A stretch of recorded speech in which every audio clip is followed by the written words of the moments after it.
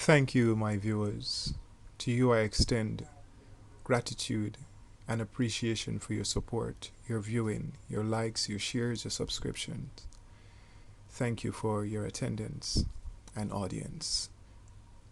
I do hope you are all okay, and if you're not, wherever you are, you just give thanks for this present day.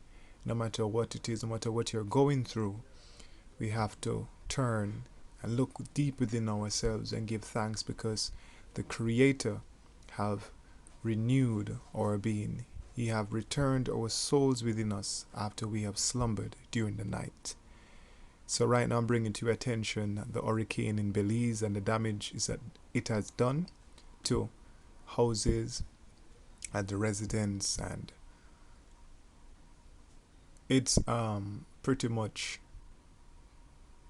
catastrophic, and we have experienced hurricanes in the past. Hurricanes have passed but have not done much damage.